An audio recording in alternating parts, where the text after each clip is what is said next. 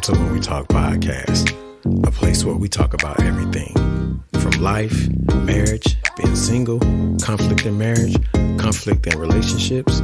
We even talk about faith. This episode is hosted by Kenneth Bonner, Reggie Smith, and Jacqueline Wells. Well, welcome to the When We Talk Podcast. This is Kenneth Bonner, Reggie Smith, and Jackie Wells. So today's show, we want to focus on the topic that's been going on for decades. We've all saw the protests about that's been happening all across the country for Black people getting killed by cops. But we're also hearing the term, what about Black on Black crime? Black on Black crime is something that we deal with daily. We hear about it in the media, or we may not hear about it. It just depends on the season. But the question of what about Black on Black crime and the protests, I think those are two different things. So now we want to just focus on Black on Black crime. We may cover the history of it, how did it get started? Because we're seeing a lot of murders happening and everyone's asking the question, why is no one talking about Black on Black crime? So host, I'll go ahead and let you all dive into this topic. Well, I think before we can go into the topic to talk about present day, along with what we may see in the future, I think we also have to go back to the past. Now, as I go back into the past, I'm not going to say that this is the primary reason for why we may see so-called Black on Black crime. I mean, because throughout history, since the birth of our country or the world, you've always had people who have had ethnic group issues or religious group issues or cultural views. But I would like to take it back to even way back further to the slavery days. And you guys have heard me mention the Willie Lynch letters. And if you haven't had the time to read it, it'd be a good opportunity to read it, to kind of put together in the bits and pieces of what we see today is happening. When you go through the Willie Lynch letters, probably in the early stanzas of that Willie Lynch letter, he is talking to them about how to create the slave, how to maintain and control the slave. And there were so many different aspects of that as it pertained to how they dealt with the Black slaves. But he talks about how they pitted the slaves against each other. They taught them how to distrust one another. So they pitted. So you had a point in time where they would pit brother against brother, brother against father, father against nephew. They would pit these men against each other to fight. OK, and after they fought, the winner would continue to go on. He could probably go back to the fields, or there may be something else that was waiting for him. But the loser experienced death. That was either they would tie rope to their legs and they would get the horses and the horses would pull them apart, or they would feed them to the dogs. So what you see here is somewhat of my point of a genesis as to why you might think now that we fight each other, because after a while, things become a learned behavior. You start to see patterns and things become like second nature. Now, that's not to condone what we see going on in the streets in the major cities where you see brothers fighting against brothers, not per se bloodline, but that's what you see. And when you see something like that, that could be problematic and could be traumatic as well. So even back then, they taught us to fight each other. They taught us how to kill each other, and they taught us how to do it from a survival standpoint. So then now you take that and you send that down generation to generation to generation to generation, and now you are at present day now.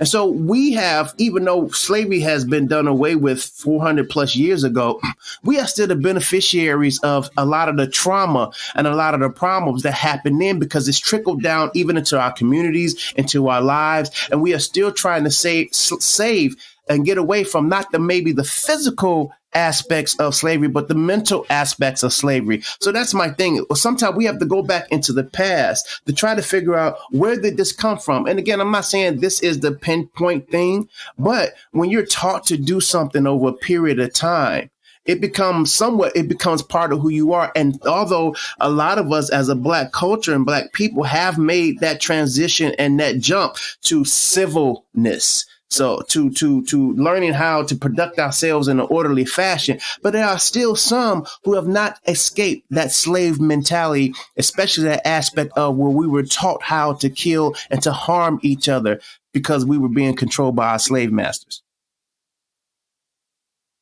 Wow, that was deep. But I want to go back to what Ken was talking about, especially when it comes to how we're seeing a rise in the conversation of Black on Black crime and, especially with the police brutality that's going on.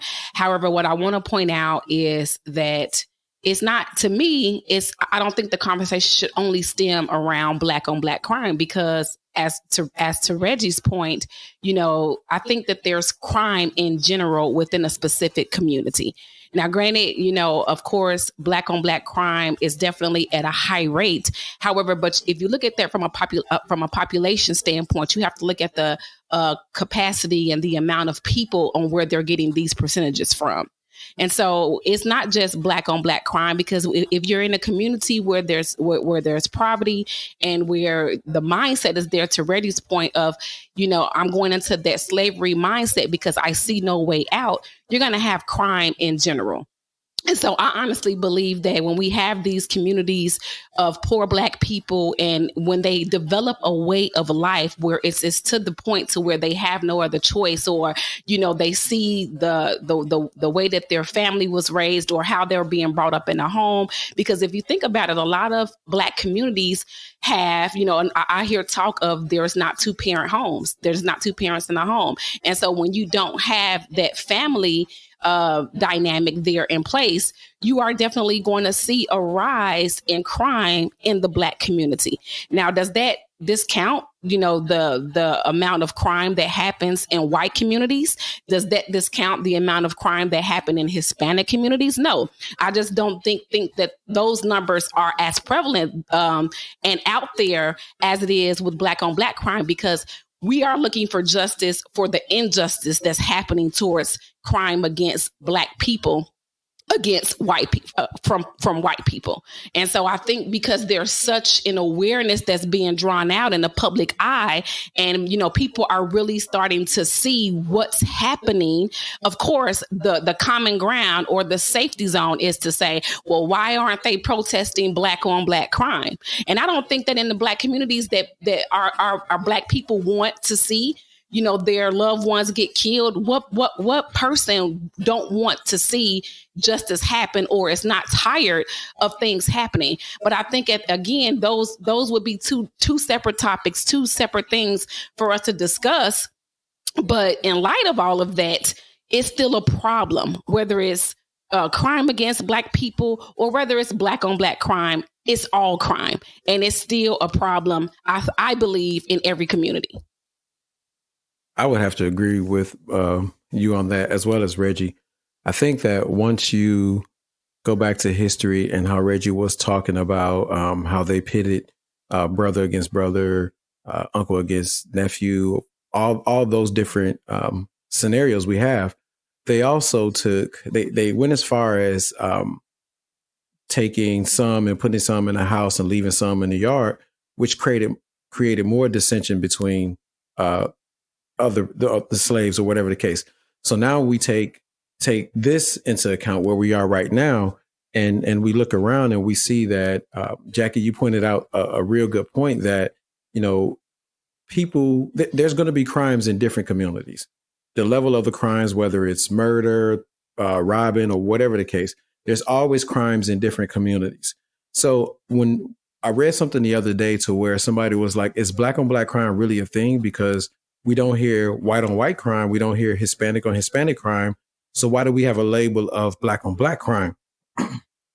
And I think that because of what you pointed out, Jackie, that we're seeing the issues and the awareness about what's being done to Black people at the hands of those bad cops, then it's creating a lot of awareness and it's drawing so much attention. Well, they're like, okay, well, if you care about this issue, why don't you care about that issue? I mean, that's not the point right here. The point is that that's a separate issue, and this is a separate issue, like you pointed out. What I believe is that the poverty level in different communities is what drives people to do crime. Whether the murders are just senseless murders, whether it's whatever the reason. I stand against all of it. It's not about a label of black on black crime. I don't like the killing, period. It doesn't matter what race you are. But since everybody wants to talk about the black on black crime issue, let's talk about it. What's the reason for it? If we live in communities where there's not a lot of jobs, there's not much to do, you take all the benefits out of it, and most of the people are struggling because they can't get jobs to take care of their family. Like Jackie pointed out, there's no fathers, no role models in the neighborhood. They look up to the gangs, they look up to selling drugs, they try to find different ways, and these things bring problems with them. So when we talk about black on black crime, don't just talk about people saying people don't care or that black people ignore black on black crime. It's not that we ignore it. We're very aware of what's going on in the community, but the conditions that people live in breeds the consequences that we're seeing right now. Can I just point out, I'm sorry, I wanted to just real quick to point out too, let's look at the mass shootings, okay, that normally happens with white assailants, okay? And, I've never seen, especially with the type of things that we're facing today, people of the Caucasian descendant come out and talk about those type of crimes. It's only national headlines when you see white young men go into schools and kill large amounts of people in school systems. They don't bring those headlines back into the forefront. You know what I'm saying? Because from my view, when I'm looking at that, it's really not a big deal, because a lot of those times they pose it as, oh, that person has mental problems, or, what's going on, with in their head, or what's going on in that family. They look at it from that perspective. You know what I'm saying? They don't look at it as it being, oh, this person is violent, or, this is, it's cringing to me to hear that, oh, black on black crime, and that's all, that they want to talk about. But let's talk about the crimes that's committed by white people in mass number of, what am I trying to say? In those mass numbers that get headline news for about 2 weeks, and then it falls by the wayside. But then when we start pointing out the injustice that's happening towards black people, that's when you want to start hollering, why aren't we talking about black on black crime? And that's the part that kind of really just makes me cringe sometimes, because you don't want to point out the things that's going on in your community, but you want to point out and try to, come against us about the things that's happening within our community. Wow, Jackie, I was getting ready to say something else, and you just changed the whole topic to something else that I wanted to talk on first. So I think that's great, but I think I'll go back to my original one first, and then I guess we'll bounce back to that. I'm glad that Jackie and Ken made these comments about you also have to look into the economic, societal aspect of it. And what I was going to say is that as black people, now I'm not saying that other ethnic groups don't have this issue, but just as black people here in America, we have 3 different choices. 1 is to work, 2 to be on welfare, or 3 to steal. And let me break this down for you. When people are working, it says black people, we're working, we're doing pretty good for ourselves. We can make ends meet. We can put food on the table. We can try our best to have nice things to balance everything out. But I want to use Gary, Indiana, because that's where we're all from. And I'm born in 1972, so I'm a little bit older than, you two. But I can still remember the days where in the beginning parts of Gary, Indiana, where it wasn't that bad. But I'm going to break it down into these categories. So what happens is that when you take a working class and then you start to outsource, you start to close down facilities and everything else like that. Now you drop them from that working class to now they're hovering above the welfare status, because now you've taken their livelihood away. You've taken their supports away. Now, welfare has always been around, but in the black communities, it's even higher to some extent. So what happens is that then when they start making these reforms to welfare, You start making these changes to welfare where you start putting caps on everything. Now it drops them down, and now they begin to hover around. Now we become the theft rate goes high, and they begin to steal because they're doing it for survival. Let me give you some numbers. Between 2016 and 2020, and this is bad because this is not old. I'm not talking about 1980, 1990 something. Between 2016 and 2020, Detroit, Michigan, and Baltimore, the welfare rate was at 45%. Pittsburgh, 49%. The Black youth survival rate in the country is 57%. 57%. Black children beneath the poverty rate are 47%. At that rate, they can't make ends meet. They can't produce their daily bread. And the Black female rate for the head of household, the survival rate, is at 52%. So now you've gone from the working level to the welfare level to now hovering between that. And anytime you take resources and you resources away from any type of entity, or you are in a situation where you have poor school systems or economic hardships, you're going to experience a high theft rate where people are killing and stealing each other, because now it goes back to what we learned in school, the fight or flight rate. Because now they're at survival. And I remember Gary, Indiana, we were at that. There was a high working class because of the steel mills, right? Everyone was thriving. It was a prosperous city and everything else like that. They outsourced and sent those jobs and businesses away. Then the welfare rate climbed in Gary, Indiana tremendously. Now people that you didn't see on welfare were on welfare. When they came in after Reaganomics and changed the welfare with all these reforms, then our theft and crime rate went up. And you guys can agree to this. We were the murder capital for 3 years straight. We went from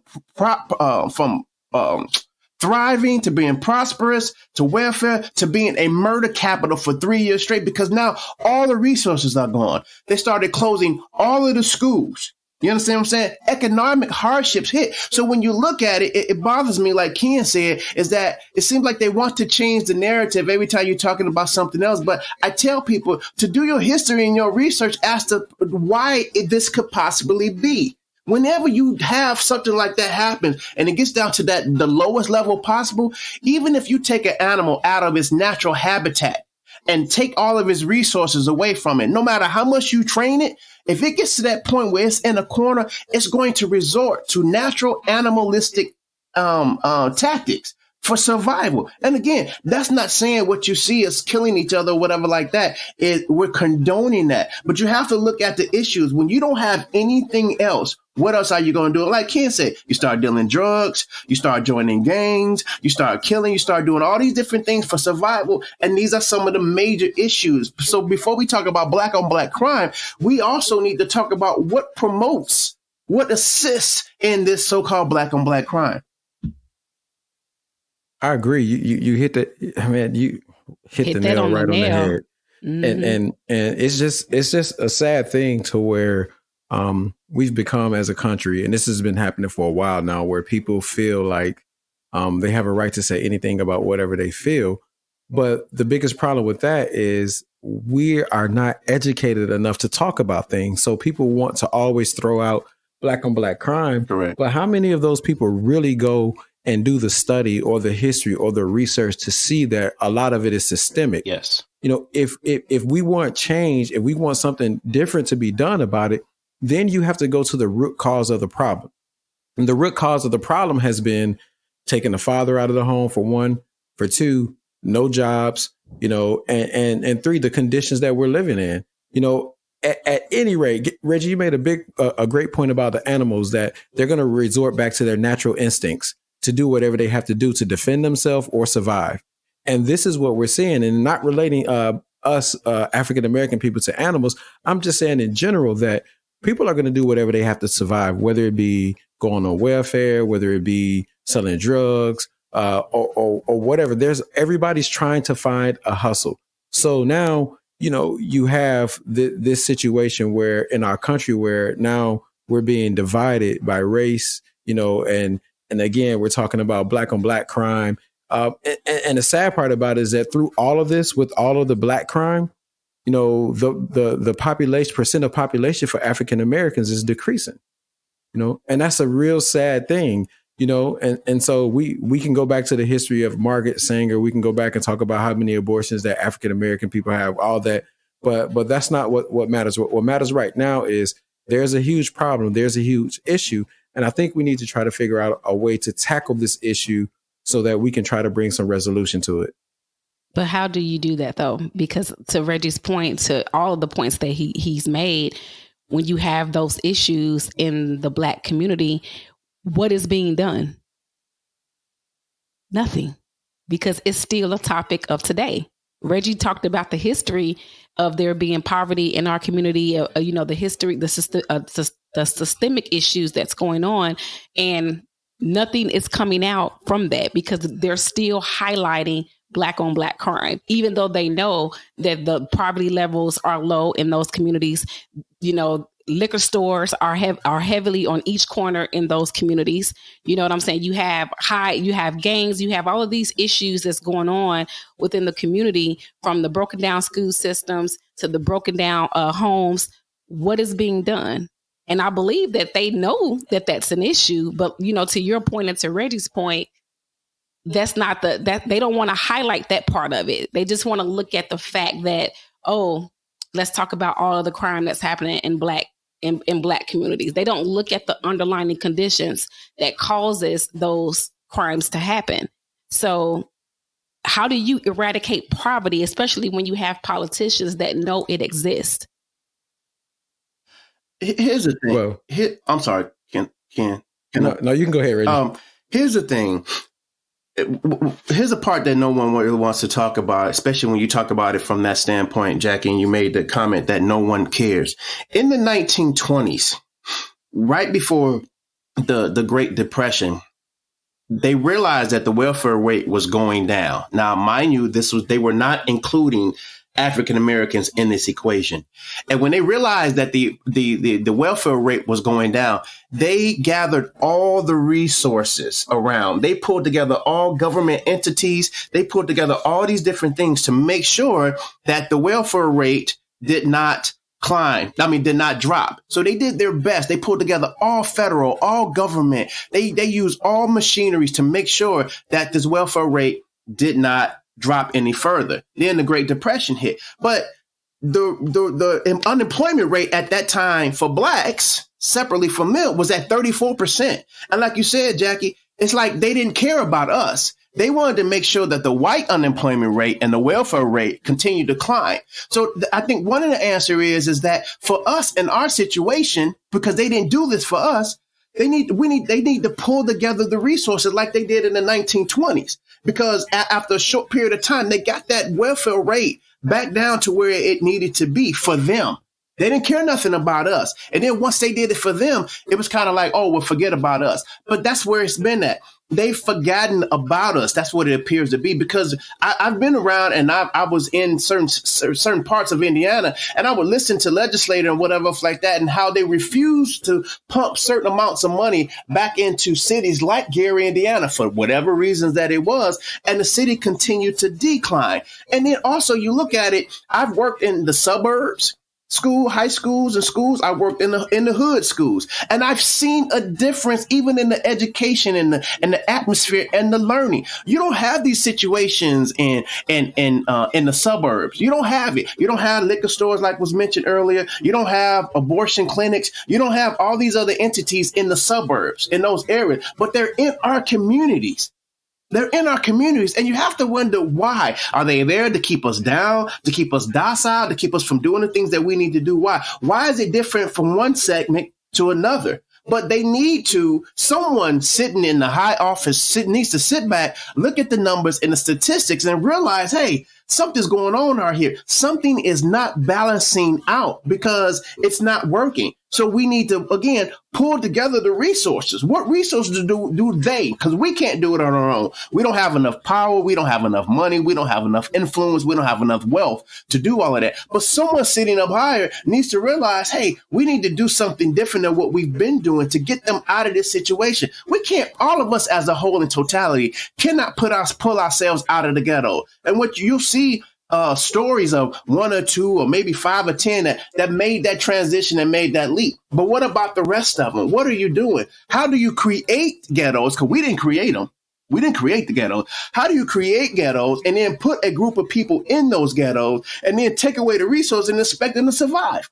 So it comes down to resources and who's going to pool those resources, who's going to create these things for blacks. I'm just talking about blacks right now, not all people of color, even though they are included in that. But for us, because it seems like we have the biggest issue, what's going to be done? How do they do that to pull those resources together so we can begin to come up together as a people? Because we're missing things economically, we're missing things, especially educationally, we're missing things in the work environment. There are a number of key things missing. And I'll say this before I close, that even if you look at the structure of the body, if there's something, a vitamin or a nutrient or something missing in the body, that body is not going to function at 100% capacity. And it's the same thing here. When key elements, key things are missing in the environment, key things are missing in the society or whatever like that, you cannot expect those people that are part of that to function at maximum prosperity. You can't do it.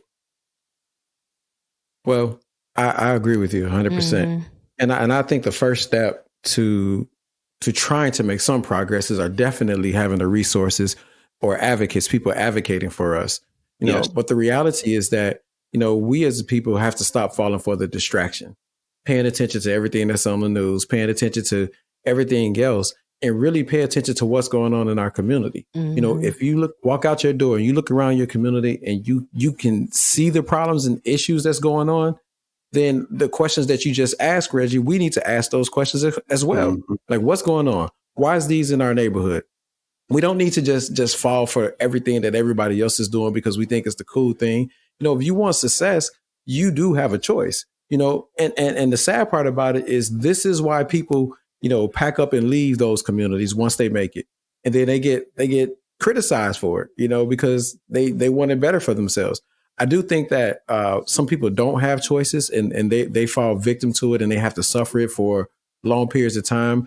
But at the same time, there are people who made it out. You know, they didn't, you know, just stay where they wanted to. They wanted something different. So they worked hard for it. And I think that, you know, if we really, really, you know, try to focus on what we need to do in the community and start making changes, start going, you know, the way people protested over this death, they need to go protest for schools, you know, for books, for education, for resources and things in our neighborhood. If we're marching about, you know, anything, we should definitely march about that as well, you know, so that we can definitely get what we need as a community, and not just the Black community, but every community that's poverty stricken. You know, if we can see, like you were talking back about Gary, the last time I was in Gary, it's been a few years back, but I remember that you had the area where Broadway and Fifth and Broadway, the area was starting to go down.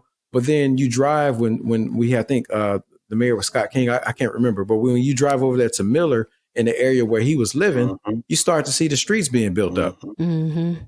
And I'm just like, wait a minute. So you taking this money, funneling your neighborhood, building up your community, but the rest of Gary is struggling. And it's almost like a ghost town with the abandoned buildings. It becomes their way of life. You know, that's probably the mindset of what, I'm not speaking on his behalf, but the mindset is they've already conformed to this particular lifestyle. Right. So it's no point in trying to make the change. And so I would agree with all of your points, Ken. And I think it's just a mind shift. And like you said, a lot of people aren't afforded those opportunities to get out because, you know, that's just their way of life. If you think about people that, you know, was raised in projects and of those natures, you still have a lot of people that still live in projects because they've been dependent on those, you know, they're dependent on welfare, to Reggie's point. They're dependent on that support, and they don't have the mindset to see change because they've already conformed to it. So I agree 100% that, you know, those are good resources, you know, within the community for us to stand up and come against some of the downgrades that we see, to try to, you know, to get change to happen. But again, I just think that it's also a mind shift that needs to happen within the community for them to want to see better for not just themselves, but for their children. Because, you know, kids are going to do what they want to do by, peer pressure, by seeing what they see, from hanging out and what's going on around them. And it's like, to Reggie's point, it's going to be a survival tactic.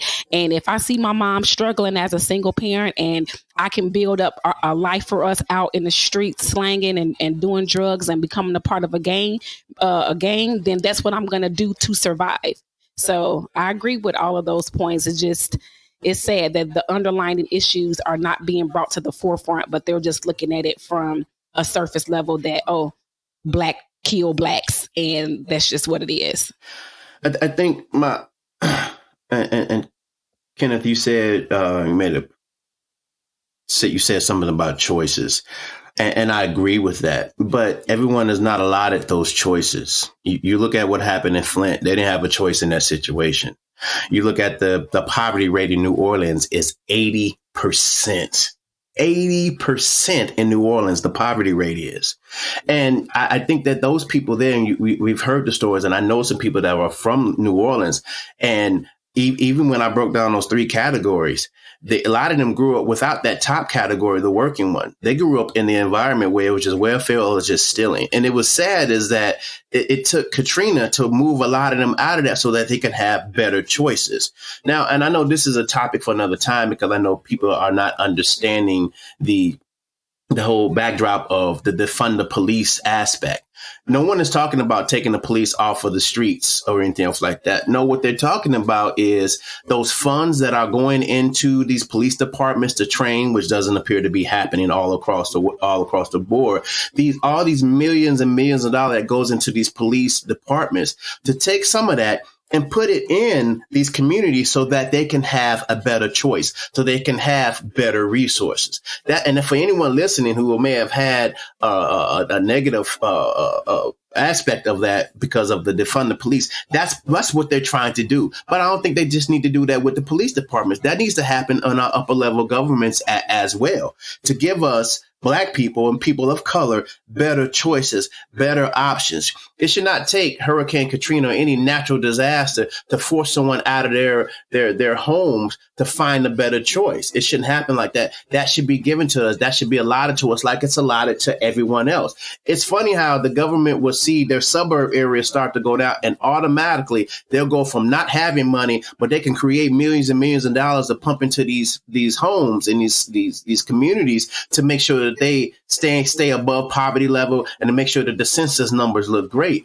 But when it comes to us, it's almost like we fall by the wayside, and it's like, here, just take a paddle and and swim your way up through it. But like you said, Jackie and Ken, that we also need to do some things in our own communities. I would love it one day to go back to my home and start to make things better for the people who are still habitating in that area. It's not happening right now. I still haven't forgot where we came from. We can't forget where we came from, but we also must try to do better. But for those who don't have choices, something needs to be happening to make sure that they have those choices and they have those resources. Absolutely. Definitely. That's good. Well, I think that we are definitely going to have to talk about that defund the police topic because I do think that the message is just confusing a lot of folks. So, we may have to talk about that on the next show, but great messages, you guys. I feel inspired and encouraged that we talked about a lot of relevant facts, and hopefully this is a wake-up call to where people actually go and do some research and drive through these communities. You don't have to fear for your life. Some you may have to fear for your life. Don't drive through at night. But I'm just saying, just drive through and just really look around you. And then when you go back home, compare it to where you live, and the conditions you're living in. And maybe you'll get some understanding when you put somebody else's shoes on, and see what they go through, or put yourself in their place. Then you'll kind of understand why people talk about these issues, why they live the way that they live. And granted, this is not making an excuse for people to do things that are illegal. This is just saying that put yourself in somebody else's shoes and understand where that person came from. Then you have an understanding or a reason as to why they may have responded that way. So again, we appreciate everybody tuning in as always. Till next time, keep your head up. Keep God first. And keep it moving.